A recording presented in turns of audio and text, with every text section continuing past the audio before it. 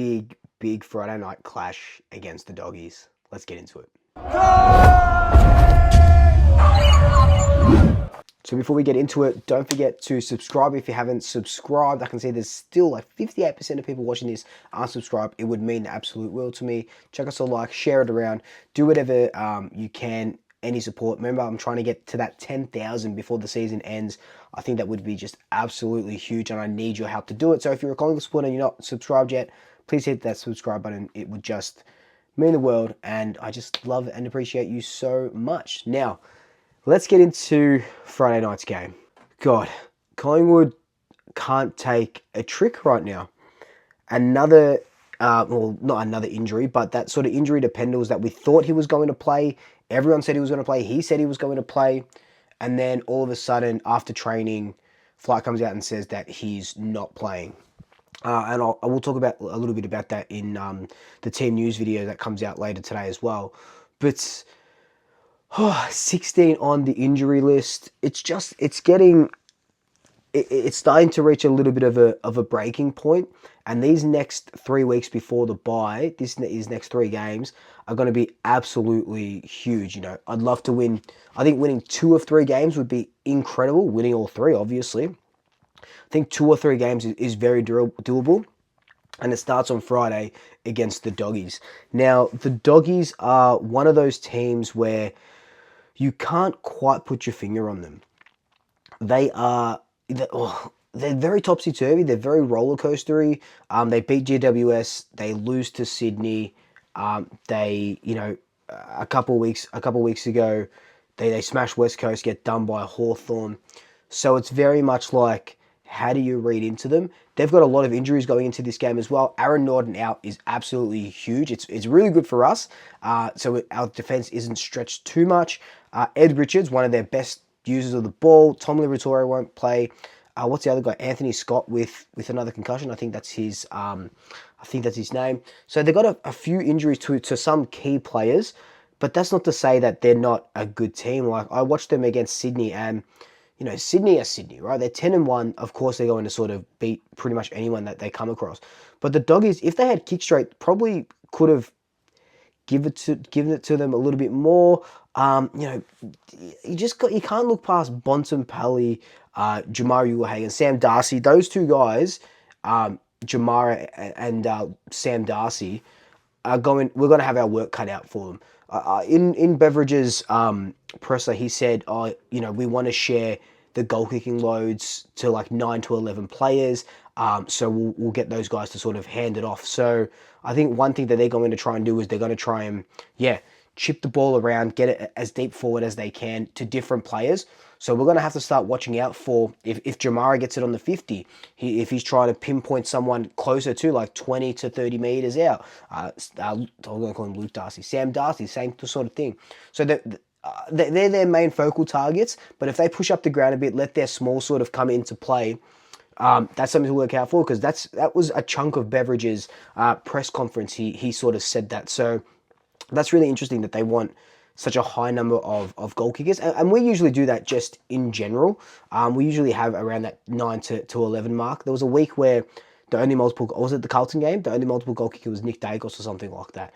And that's the other thing. On the flip side, Collingwood's inaccuracy is just killing us. Like, we were shocking against Fremantle last week. We should have put them to bed. We should have absolutely put them to bed. We're missing shots that we're not getting. And then, Nick came out after the Carlton game after he kicked that winning goal. And he's like, we kept missing. And the pressure built up on him. And that's what usually happens. There's pressure from the team, from the opposition team, and then pressure if you're not producing in front of goals. So that's one area that I really think we need to tidy up on, is just not finding avenues to goal or getting scoring shots, because we're generating a lot of scores. Our center clearance work is just phenomenal. Nick in the center, he's had 22 clearances over the last 22 center clearances over the last 6 weeks or something like that. Jack Crisp through the center. Darcy Cameron is killing it. I know we don't have Scott Pendlebury anymore, but those 4 were just absolutely just thriving in there. But it's next man up mentality. But they are generating score involvements. They are generating scores with the forwards. It's just that we're not converting, and we know that back kicking is bad football.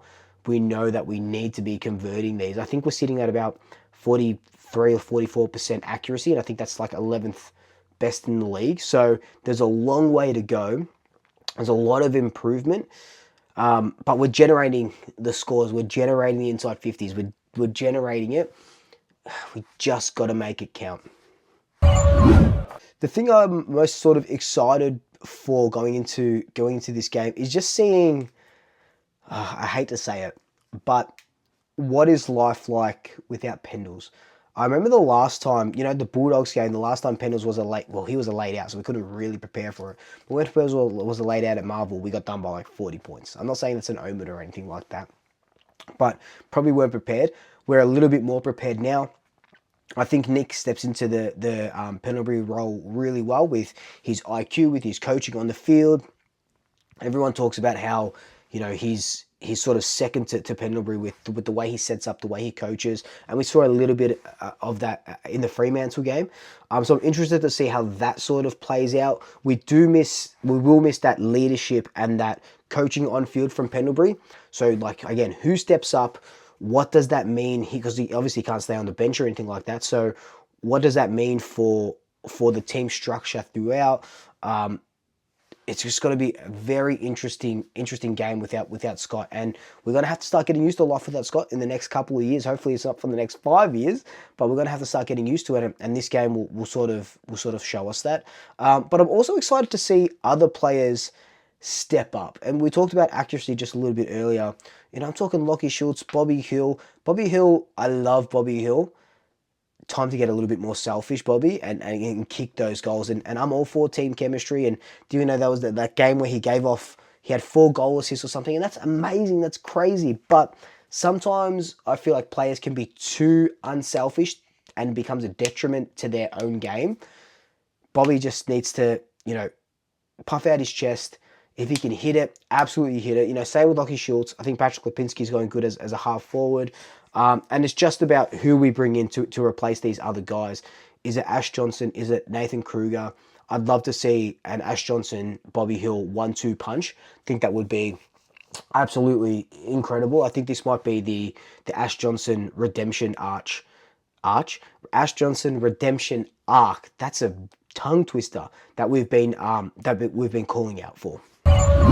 So my big call and predictions. Look, this is probably one of those games that is just a flip of the coin. And if I had a coin here to emphasize that point, I would flip it, but I don't have I've got a Kit Kat. Let's flip the Kit Kat.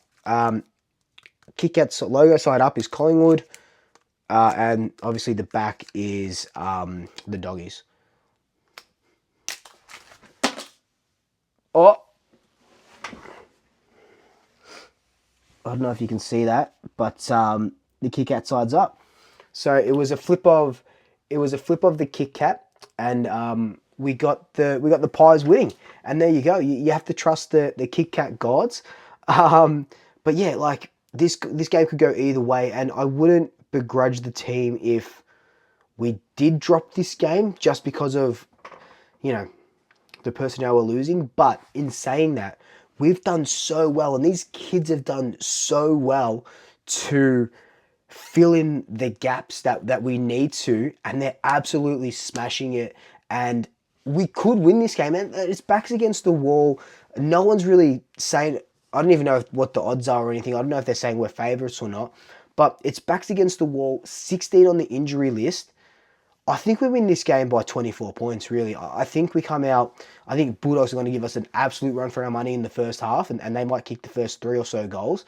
But I think we come out and we beat them by 24 points, and this becomes one of the best wins that we've had as a club not in a long time, but as a club in the last few years. I think this is really going to be the catalyst game where the kids really start stepping up. Our senior players that haven't been doing well really start stepping up, and we see a different Collingwood that just goes to the absolute next level. But look, guys, that's just my thoughts on the game. Let me know your thoughts on the game down below. But until then, like, comment, subscribe. Tell your family, tell your friends, tell your pets. And until next time, double checkers. I'll swoop you later.